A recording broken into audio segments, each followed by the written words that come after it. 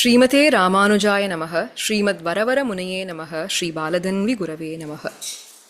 அனைவருக்கும் நமஸ்காரம். இந்த வருடத்தினுடைய மார்கழி மாதத்திலே திருப்பாவையும் ஸ்ரீராமாயணமும் என்ற தலைப்பிலே அனுபவித்துக் கொண்டு வருகின்றோம். இன்றைய தினம் 6வது நாள் பாசுரம் புள்ளும் சிலம்பினகான். இதுவரைக்கும் ஆண்டாள் என்ன அருளி செய்தாள் என்பதை சுருக்கமாக அனுபவித்து இந்த பாசுரத்திலே காட்டக்கூடிய ஸ்ரீராமாயண மேற்கோளை அனுபவிப்போம். முதல் பாசுரத்தாலே நாராயணனே நமக்கே பறை தருவான் என்று ஒவ்வொரு ஜீவாத்மாவும் சென்று அடைய வேண்டிய இலக்கு, அதற்கான வழி, உபேயம் உபாயம் இரண்டும் எம்பெருமான் தான் என்பதை அருளிச் செய்து, இதற்கு யார் தகுதியுடையவர்கள் என்றால் ஆசையுடையோர் அனைவருமே தகுதியுடையவர்கள் என்பதை காட்டினாள். 2வது பாசுரத்திலே ஆசையுடையோர் செய்ய வேண்டியவை என்ன, செய்யத்தகாதவை என்ன என்பதை அருளிச் செய்தாள். 3வது பாசுரத்திலே பகவத் அனுபவத்திற்கு உதவி செய்தவர்களுக்கு எப்பொழுதும் நன்மையே ஏற்பட வேண்டும் என்று அனுபவித்து சாதித்தாள். 4வது பாசுரத்திலே அனன்ய பிரயோஜனர்களுக்கு, அதாவது பகவத் ஏக பிரவணர்களுக்கு, எம்பெருமானே கதி என்று இருக்கக்கூடியவர்களுக்கு மற்ற தேவதைகளும் உதவும் என்பதை அருளிச் செய்தாள். 5வது பாசுரத்திலே பகவத் அனுபவமே பகவத் அனுபவ விரோதிகளை போக்கித் தரும் என்று அருளிச் செய்தாள். இப்பொழுது 6வது பாசுரம் தொடங்கி 15வது பாசுரம் வரைக்கும் ஒவ்வொரு கோபிகையாக எழுப்பிக்கொண்டு நந்தகோபனுடைய கிரகத்துக்கு செல்ல இருக்கிறார்கள். இப்போ இந்த ஒவ்வொரு கோபின்னு சொல்றது என்னன்னா, they are representative of a type of பக்தர் அப்படின்னு எடுத்துக்கணும். ஒரு பக்தர்கள் எப்படியோ அந்த ஒரு பக்தர்களுக்கு இவர்கள் எல்லாம் பிரதிநிதிகளாக இருக்கக்கூடியவர்கள். சரி, இப்போ இந்த கோபிகைகள் எல்லாம் ஏன் உறங்கின்னு இருக்கான்னு கேட்டா, முன்னமே பார்த்தோம், ஒரு நோன்பு, அந்த நோன்பை வியாஜமாக எக்ஸ்கியூஸா வச்சுண்டு கிருஷ்ணனிடத்தே சென்று அவனுடைய திருவடிகளிலே கைங்கரியத்தை பிரார்த்தனை செய்ய இருக்கிறார்கள். அப்போ கிருஷ்ண பரமாத்மா அந்த நோன்புக்கு என்ன சொன்னான், விடிகாத்தால எல்லாரும் என்னுடைய கிரகத்துக்கு வாங்கோ, இப்போ உங்களுடைய கிரகத்துல சென்று உறங்குங்கோ என்று சொல்லி அனுப்பிச்சிருந்தான் இல்லையா. அப்போ இந்த ஒவ்வொரு கோபிகையும் தன்னுடைய கிரகத்திலே உறங்கிக் கொண்டு இருக்கிறார்கள். இப்போதான் சந்தேகம். இப்போ கிருஷ்ணானுபவம் வேணும்னு பார்த்து கொண்டு இருக்கக்கூடிய இந்த கோபிகைகளுக்கு கிருஷ்ணன் இதோ நாளைக்கு சந்திக்கலாம்னு சொன்ன பிறகும் தூக்கம் வருமா? தூக்கத்திலிருந்து எப்படி எழுப்பணும்? ஏன் எழுப்பணும்? முதல்ல தூக்கமே வராதே அப்படின்னு ஒரு கேள்வி இல்லையா. இந்த இடத்துல ஆச்சாரியர்கள் காட்டக்கூடிய நுட்பம் என்னன்னா, அவர்கள் தூங்குறதுனா நம்மளை போல விடிஞ்சதோ விடியலையோன்னு தெரியாத அளவுக்கு அந்த தூக்கம் இல்லை.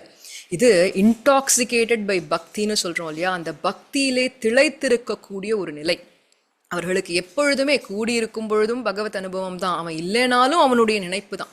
கனவோ நினவோ எல்லா நேரங்கள்லையும் எம்பெருமானுடைய அனுபவமே இருக்கிறதுனால அந்த அனுபவத்தில் ஏற்பட்ட ஒரு திளைப்பு, அந்த திளைப்புல ஒரு மயக்க நிலையில் இருக்கிறார்கள் இந்த கோபிகைகள் எல்லாரும். அப்போ இவர்களெல்லாம் எழுப்பணும். சரி, அந்த ஒரு கோபிகை எழுந்தண்டானா அவ பாட்டுக்கு விறுவிறுன்னு கிளம்பி நேரா போய் கிருஷ்ணன் அனுபவிக்கலாமே, எதுக்கு போய் மற்ற கோபிகைகள் எல்லாம் எதுக்கு எழுப்பணும், எதுக்கு இந்த வேண்டாத வேலை அப்படின்னு கேட்டா, பகவத் அனுபவம் எப்பொழுதுமே கூடி இருந்துதான் செய்ய வேண்டும். இப்போ ஒரு பெரிய சுழல்ல போய் மாட்டிக்கிறோன்னு வச்சுப்போமே, ஏன்னா பகவான் அப்படிங்கிறவன் பெரிய கடல், அளக்க முடியாத கல்யாண குணங்களை கொண்டவன். அப்போ அப்பேற்பட்ட கடல்ல, அந்த சுழல்ல அவனுடைய வடிவழகு, அவனுடைய குணங்கள் என்னன்னு இந்த சுழல்ல போய் தனியா மாட்டிக்க முடியுமான்னு, கால் ஆழும் நெஞ்சழியும் கண் சுழலும்னு, அதனால அதை தனியா அனுபவிக்கவே கூடாது. சுழல்ல மாட்டுவதற்கு துணை வேண்டுமே, உஷா துணை வேண்டும்னு ஆழ்வார்கள் எல்லாம் பாரிக்கிறா இல்லையா, அதை போல ஒரு துணை வேண்டும். அது மட்டும் அல்லாத அவன் ஆறாவமுதாக இருக்கக்கூடியவன். ஏகஹா ஸ்வாது ந புஜிதா என்று எந்த ஒரு இனிப்பு பண்டமோ எந்த ஒரு சுகம் தரக்கூடிய விஷயத்தையோ சேர்ந்து சந்தோஷமாக கூடி அனுபவிச்சா அதனுடைய சந்தோஷம் இன்னும் பெருகும் இல்லையா. அதை போல மதுரமாக இருக்கக்கூடிய எம்பெருமான், அவனுடைய கல்யாண குணங்கள், அவனுடைய வடிவழகு என்று இவ் அனைத்தையும் கூடி இருந்தே அனுபவிக்க வேண்டும். அதனால பகவத் அனுபவம் எப்பொழுதுமே பாகவதர்கள் துணையோடு அவர்களை முன்னிட்டு கொண்டே நடைபெற வேண்டும் என்பதை காட்டுகிறாள் ஆண்டாள் இந்த இடத்துல. அப்படி முதல் கோபிகையை போய் எழுப்புறா. எழுப்பும் பொழுது பொழுது விடிஞ்செடுத்துமா எழுந்துக்கோங்கிறா. அவ கேட்டாலாம், பொழுது விடிஞ்சதுக்கு என்ன அடையாளம் சொல்லு, இழுத்து போத்தின்னு தூங்கின்னு இருக்கா. அவ கேட்கிறா, என்ன அடையாளம் சொல்லுன்னு கேட்டா, புள்ளரையின் கோவில் வெள்ளை விழிசங்கின் பேரரவம் கேட்டிலையோன்னு கேட்கிறா. இந்த இடத்துல இந்த புள்ளரையன் கோவிலில் அப்படிங்கிறதுக்கு தான் வியாக்கியாத்தாக்கள் அதி அற்புதமாக ஸ்ரீராமாயணத்திலிருந்து மேற்கோள்களை உதாரிக்கிறார்கள். இப்போ இந்த புல் அரையன் கோயிலில் அப்படிங்கிற இந்த வார்த்தையை முதல்ல நம்ம டைசெக்ட் பண்ணணும். இப்போ புல் அப்படின்னா என்னன்னா, தமிழ்ல பறவைகள், பட்சிகளுக்கு புல்லுன்னு அர்த்தம். புல் அரையன், அரையன்னா பட்சிகளுடைய தலைவனாக இருக்கக்கூடியவன். அது யாருனாக்க கருடன். இப்போ புல் அரையன் கோ, அதாவது பட்சிகளுடைய தலைவனுடைய, கோ என்றால் அரசன், பட்சிகளுடைய தலைவன் கருடன். கருடனுடைய கோ, கருடனுடைய அரசன் யார் என்று கேட்டால் அது எம்பெருமான். அப்போ புல் அரையன் கோ இல், இல்னா இல்லம் அப்படிங்கிறது அர்த்தம் இல்லையா? அப்போ புல் அரையன் கோ இல் அப்படின்னாக்க எம்பெருமான் கிருஷ்ண பரமாத்மாவினுடைய இல்லத்தில், இல் அப்படிங்கிறது கோயிலில் அப்படிங்கிறது மாதிரி, இல்லத்தில் அப்படிங்கிறது மாதிரி, புல்லரையன் கோவிலில் அப்படின்னா கருடாழ்வாருடைய தலைவனான எம்பெருமானுடைய இல்லத்தில், அந்த இடத்துல அந்த சங்கு சத்தம் கேட்கறதே எழுந்துக்கலையான்னு கேட்கிறான். இப்போ நேரா கிருஷ்ணன் கோவில்னு சொல்றதை விட்டுட்டு இப்படி சுத்தி வளைச்சி மூக்க தொட்டுறது போல புல்லரையன் கோவில்னு ஏன் சொல்லணும் அப்படின்னு கேட்டா இதற்கு 2 காரணங்களாம். முதல் காரணம், எப்பொழுதுமே எம்பெருமானை எப்படி அடையாளப்படுத்துவதுன்னு கேட்டா அவனை அடையாளப்படுத்துவது அவன் அடியார்களை முன்னிட்டே. ஏன்னா அதுதான் அவனுக்கு உகப்பை தரக்கூடிய விஷயம். அதே போல அவனுடைய அடியார்களான நம்மை அடையாளப்படுத்துவது அவனை முன்னிட்டே, ஸ்ரீ வைஷ்ணவர்கள் என்று அவனை முன்னிட்டே அடையாளப்படுத்த வேண்டும். இதை யார் காண்பித்து கொடுத்தாள் என்றால் சீதா பிராட்டி. சுந்தர காண்டத்திலே தன்னுடைய கதி இப்படி ஆயிடுதேன்னு புலம்பின் இருக்கா. 28வது சர்க்கம் சுந்தர காண்டத்திலே அவள் காட்டக்கூடியது நூனம் சகாலோ, காலம்னாக்க கால தேவதன், அதாவது மரணம் அப்படிங்கிற அந்த தேவத்தை மிருகரூபதாரி, ஒரு மான் வேடத்தை இட்டுக்கொண்டு மாம் அல்பபாக்கியம் லுலுபோ ததானம் என்று என் முன்னாக அப்படி மயக்கி சென்றது. என்னுடைய அல்பபாக்கியம், என்னுடைய போராத காலம் அதில் மயங்கிட்டேன். அதனால என்ன ஆயிடுத்துன்னா அந்த நேரத்தில் எத்ராரிய புத்திரம், ஆரிய புத்திரர்களாக இருக்கக்கூடியவர்கள் விசசர்ஜ என்று அவர்களை அனுப்பிச்சேன். யார் அனுப்பிச்சேன்னு சொல்லும் பொழுதுதான் ராமானுஜம் லக்ஷ்மண பூர்வஜம் ச அப்படின்னு அருளி செய்தாள். ராமானுஜம், அதாவது ராமர் லக்ஷ்மணரை அனுப்பிச்சேன்னு நேரா சொல்லியிருக்கலாம் இல்லையா? அப்படி சொல்லாத ராமானுஜம், ராமஸ்ய அனுஜம் என்று இருக்கக்கூடிய லக்ஷ்மணரையும், லக்ஷ்மண பூர்வஜம் என்று லக்ஷ்மணருக்கு அண்ணனாக இருக்கக்கூடிய ராமரையும் அனுப்பிச்சேன் அப்படின்னு சொல்லி சீதா பிராட்டி நொந்துக்கக்கூடிய இடம் இது. ஆனா இங்க நமக்கு காட்டப்பட்ட விஷயம் என்னன்னா, எம்பெருமானை ராமபிரானை லக்ஷ்மணனை முன்னிட்டு கொண்டு அழைக்கிறாள், லக்ஷ்மணரை ராமனை முன்னிட்டு கொண்டு அழைக்கிறாள். அப்போ இதுதான் எம்பெருமானுக்கு உகப்பு. அப்போ புல்லரையன் கோ அப்படின்னு சொன்னா எம்பெருமானுக்கு சந்தோஷம். கருடனுடைய தலைவனே அப்படின்னு அழைக்கும் பொழுது அவனுக்கு ஒரு சந்தோஷம். இது அவனுடைய உகப்புக்காக. அப்போ இது முதல் காரணம். 2வது காரணம், எப்பொழுதுமே எம்பெருமான நேரா அணுகவே கூடாது. ஏன்னாக்க அவனுக்கு சுவாதந்திரியம் அப்படிங்கிற ஒரு குணம் உண்டு. சுவாதந்திரியம்னா சுவாமி, இது லீடர், பாஸ் இல்லையா?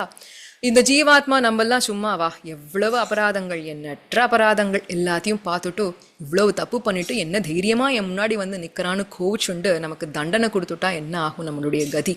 அதனால எம்பெருமான நேராக அப்ரோச் பண்ணவே கூடாது. அப்போ அவனுடைய அடியார்களை முன்னிட்டு கொண்டே போக வேண்டும். இந்த அடியார்களிலே முதலியாக இருக்கக்கூடியவர்கள் யாரு அப்படின்னா திருவடி. எம்பெருமானுடைய திருவடியாகத்தான் நாம் கருடாழ்வாரையும் கொண்டாடுறோம். அதே போல சிறிய திருவடியாக அனுமனையும் கொண்டாடுறோம்.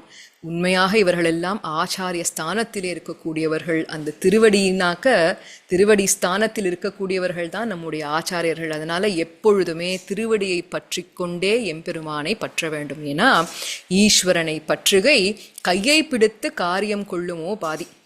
நமக்கு லௌகீகத்தில் யார்கிட்டையோ ஒரு வேலை வேணும், ஒரு சிபாரிசு வேணும்னு சொல்லி அவள் கையை போய் பிடிச்சி நீ எப்படியானு நீங்கள் எனக்கு இந்த காரியத்தை பண்ணி கொடுத்துடணும்னு சொன்னால் அவள் கையை உதறிட்டு போகிறதுக்கான வாய்ப்புகள் உண்டு. ஆனால் காலில் போய் விழுந்துட்டா, லோகத்திலேயே காலில் விழுந்தா அவளுக்கு மனசு கருணை பொங்கி போகிறதே. எம்பெருமான் எப்பேற்பட்டவன்! அப்போ காலில் விழுந்த ஆச்சாரியனை பற்றுகை காலை பிடித்து காரியம் கொள்ளுமோ பாதி என்று எம்பெருமானுடைய திருவடி நிலையில் இருக்கக்கூடியவர்கள் தான் ஒவ்வொரு ஆச்சாரியரும். நம்முடைய ஆச்சாரியர் அப்பேற்பட்டவர் தான்.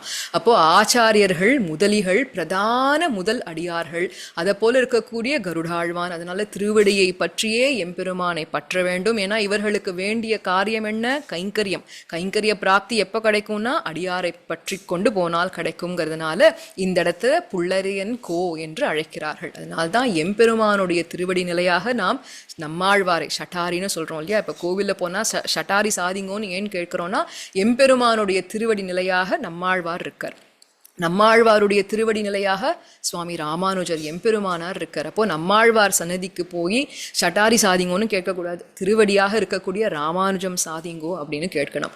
அதே போல ராமானுஜருடைய திருவடியாக இருக்கக்கூடியவர் சுவாமி முதலியாண்டான். அப்போ ராமானுஜர் எம்பெருமானார் சன்னதிகளுக்கு போனா அங்கேயும் போய் ஷட்டாரி சாதிங்கோன்னு கேட்கக்கூடாது. ஷட்டாரியான நம்மாழ்வார் அவருக்கு ஆச்சாரிய ஸ்தானம்.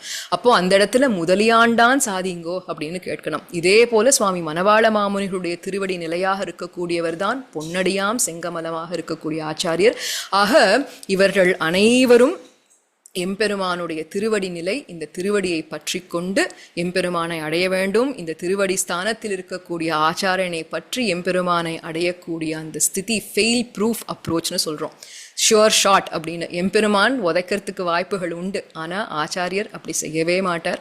அந்த கருணையை காட்ட வேண்டும், அந்த கிருபையை காட்ட வேண்டும், அந்த வாத்சல்யத்தை காட்ட வேண்டும் என்பதற்காகத்தான் ஆண்டாள் இந்த இடத்திலே புல்லரையன் கோவில் என்று அருளி செய்திருக்கார்னு இதுக்கு ஸ்ரீராமாயணத்திலிருந்து இவ்வளவு மேற்கோள்களை சீதா பிராட்டி இதையே செய்தாள் என்பதை எடுத்து அனுகிரகித்துள்ளார்கள் பூர்வாச்சாரியர்கள்.